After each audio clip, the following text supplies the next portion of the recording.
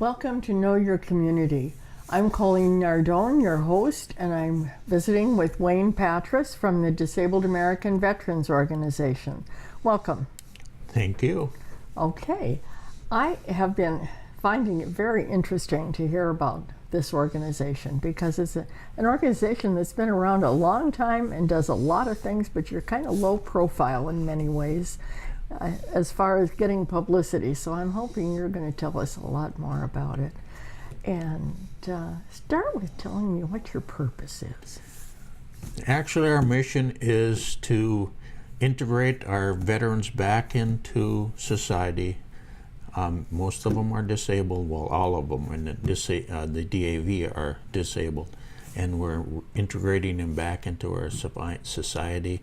We advocate for them with national and the state. We try our best to make everything as comfortable as possible for veterans. My biggest thing is, one of my friends told me, Disabled American Veterans is what we stand for. We're Disabled American Veterans, and he said to me, he says, I'm not a disabled American vet. I'm a veteran that's disabled. And that kind of hits you in the heart. Mm-hmm. A veteran that's disabled. That's putting it in the right order, isn't it? That's what, yep. That's right. So that's my biggest push, is because of this, things like that.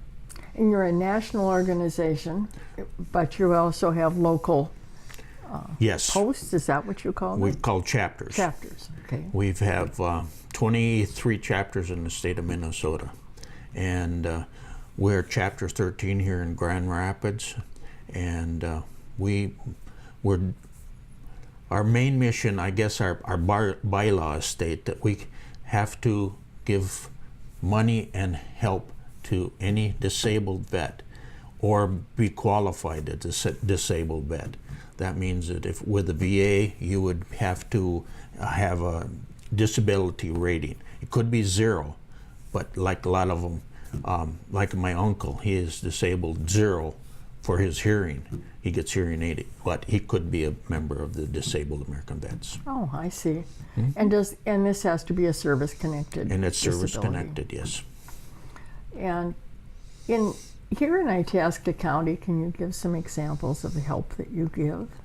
Well, Christmas time, this was a pretty good one. We had we joined with the VFW in the American Legion, and we had a kids program for kids. We had 79 veterans children that came out, because that's how it's stated in our bylaws. It has to be for the veteran or his family.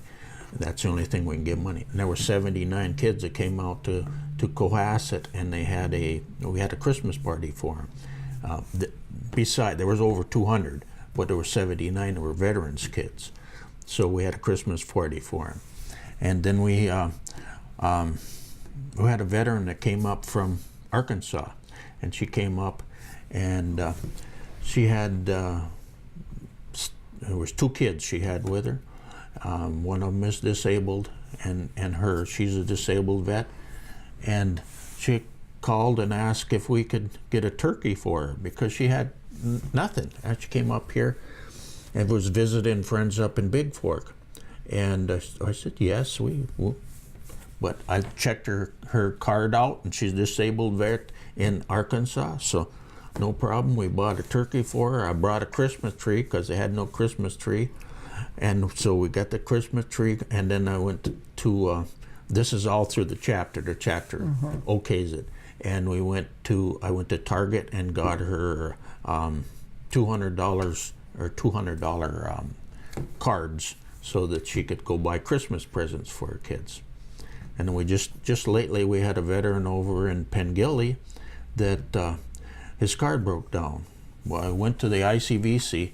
We've got an emergency fund in Grand Rapids here that's run through the Itasca County Veterans Council, and we got $500 from them, and the DAV, our chapter, also put money in to finish off paying for his get his car fixed. So That's huge. Yeah, that's quite a bit. I mean, these are things that we do as long as they're a veteran or when qualified as a veteran to a disabled vet.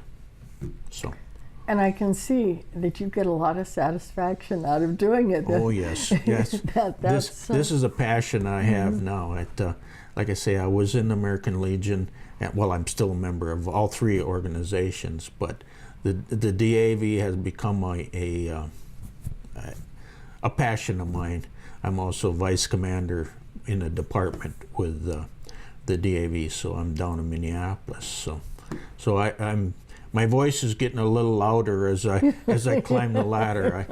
At the bottom end, you have certain things that you have a passion for, and as you go up a little higher, your voice gets louder. So I'm trying to get louder voice. Good enough. Veterans in Itasca County need help. We got 4,400 veterans in this county. So. And making more every day. That's right. That's the problem. Uh-huh. And you do, you also, your donations also go to some things that are not specifically emergencies too, don't they? Yes, we do.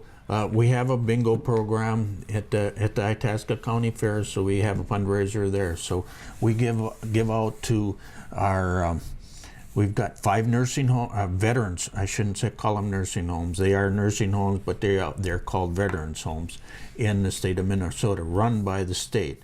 And we give money to those veteran homes, and there's 5 of them, like I said. Then we have we have a hospital in Minneapolis, a big VA hospital down there. We have one in St. Cloud, and we give money to them. We give for Christmas. We call it the Christmas parties. Each one of these veterans in hospitals give Christmas parties for the veterans in the homes and also in the hospital. So we give money to that.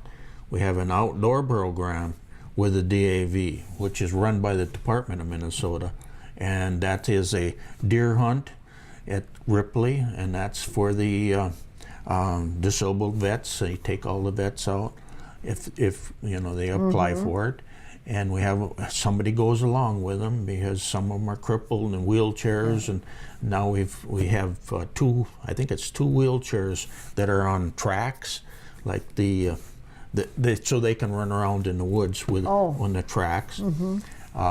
So we've got that. That's the deer hunt, and then there's a turkey hunt down there. Then we also have fishing trips, and we have them all over the area. I mean, we just came back from Lake of the Woods with on a fishing trip.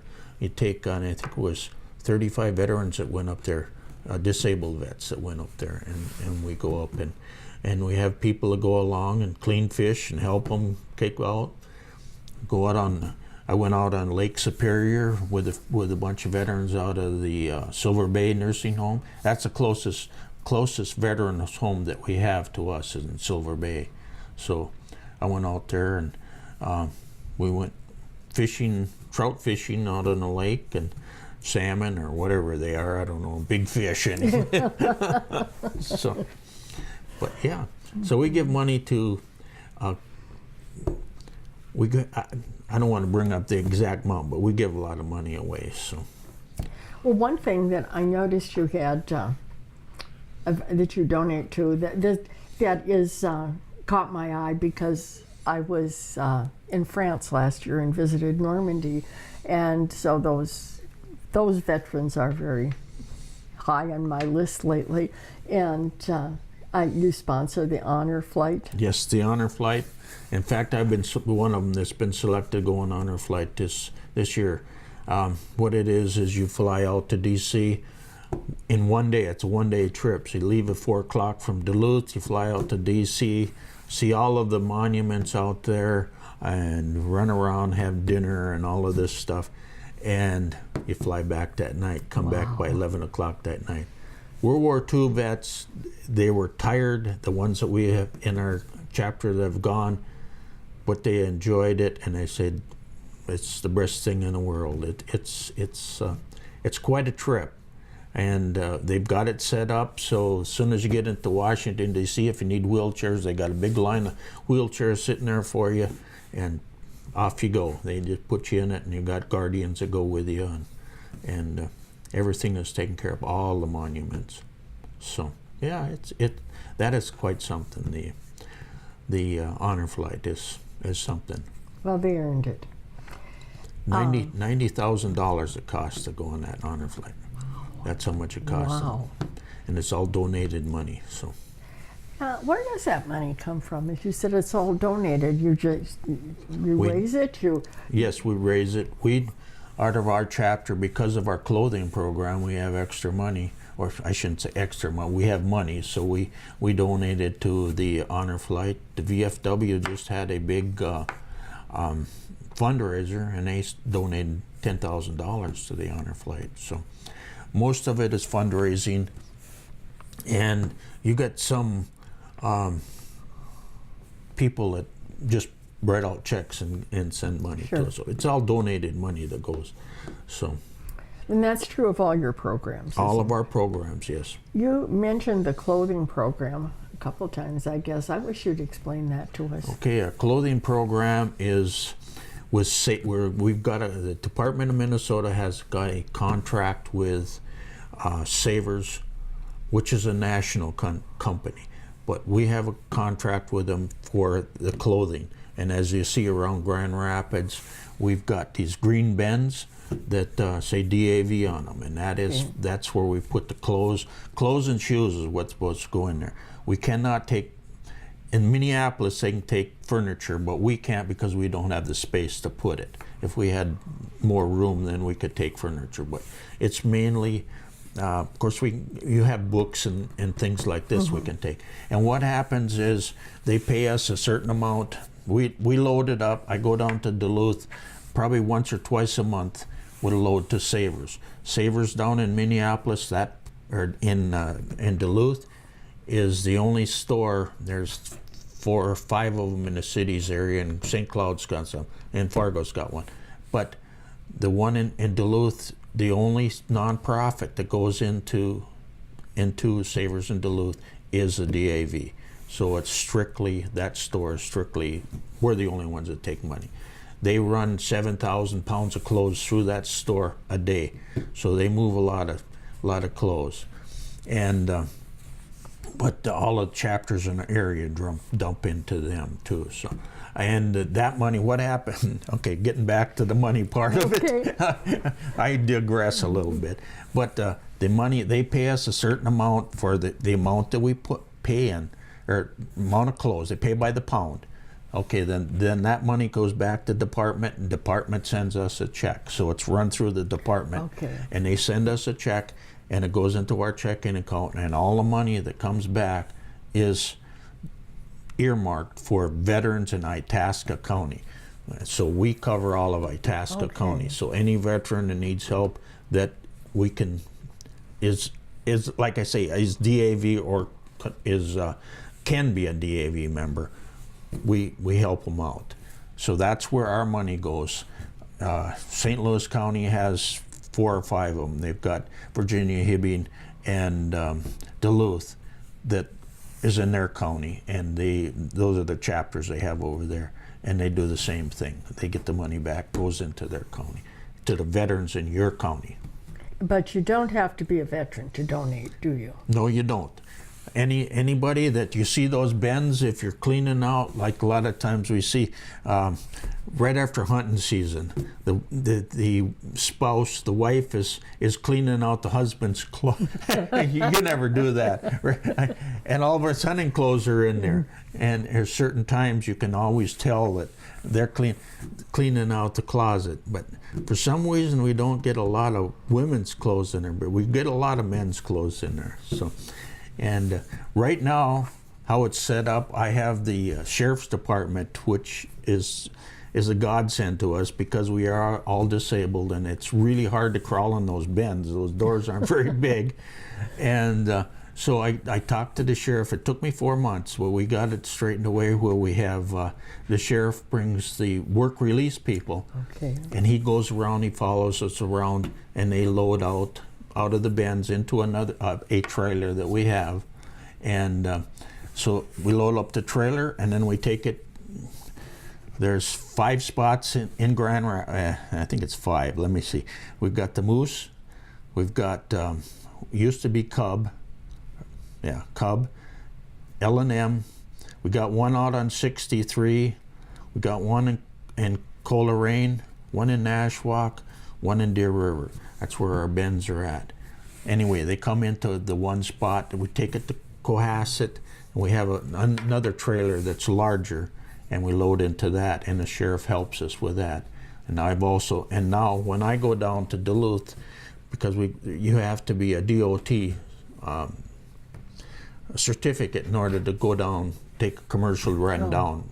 So when I go down there, I have probation, which is helping me, which is also part of the county, and they're helping us go down and unload. So that really, I made use of the county facility. So we're putting the money back into the county, but we are using some of the stuff out of it.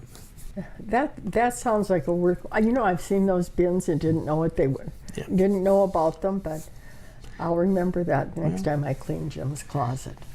Clothes and shoes, and we also they have books. A lot of times we have books that are put in there, and you can take small household stuff that will go in there, but we cannot take any furniture. So that's our biggest drawback. But like I say, Minneapolis does do that. So there is, if you wanted to donate, there is some. There's an opportunity there. There is an opportunity.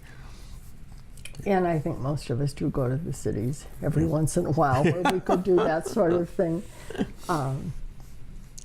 And I guess one thing that I've been picking up on here that I think we should make clear to people is that your money is all raised by volunteers. You are not paying any fundraising organization. No. This is the money you earn, you spend on disabled veterans. Disabled or qualified to be disabled. Yes, Yeah. all of it is volunteer operation. We don't have a payroll. We don't have anything like that. So it's all volunteers. Everything. How big is your chapter? We've got 400 members in our chapter. We have about 30. Our meetings are about 30 to 35 that come to our meetings. You get the active and an inactive. Sure. But when we have our Christmas, we're going to have an installation officer. We have officers installation dinner, and we have probably 80 to 100 to come to that. And the same way with our Christmas party. So we have a Christmas party, installation dinner, and then we have a picnic just before the fair, so we can sign up for the bingo. Whoever wants to work for the bingo. So, but we have lots of volunteers. The bingo, for some reason, people like that because you get to see a lot of people and move a lot of people. So. And I imagine there's a wide range of ages. Yes, there's a wide range. We're talking in the 80s and 90s. Herman, I think they're all 90s, and we go down to our youngest one. I think was 40. Just got out of the service, so Okay. in the 40s. So, and you can be younger. And that's another thing I was going to bring up. How do you get into it? And what we have right now, it goes by your age. Of that, we pay, the chapter pays $50 and department pays $50. So $100 of that is taken right off. And this is a lifetime membership. One time is all you have to pay for it. Okay. So if you're my age, then it would cost you $40 to member, because it's $140 for those above 70. And so the department pays $50, we pay $50, so it only costs you $40 for a lifetime membership. So it's a very reasonable, because of that, it's very reasonable. So, and there's benefits, many benefits. And besides, the more people we get into the organization, the bigger our voice is, like I was saying before, bigger our voice is. We just went down to Vets on the Hill down in St. Paul, and your voice is a lot bigger when you're standing in front of those people because I've got this many numbers. And are you the group that's involved with transporting people to when they need a ride down? ICVC, I'm on that board also, and the ICVC is, we have the van that goes, it's an Itasca County van, and it drives veterans down to St. Cloud, Minneapolis, and I believe Twin Ports also. And we have to schedule that through the VSO office in here in town. I know my husband recently went to the down for an appointment in St. Cloud and was offered that service. Yeah. He didn't need it, but I imagine there are many that do need it because driving gets to be more difficult. Yeah. And boy, you've got so many things you do. I can't believe we've gone through all of them. But let's just end this, Wayne, by asking people to keep savers in mind when they clean their closets. And let me thank you for being with me today, and thank you for all the work you do for our veterans. And I thank you.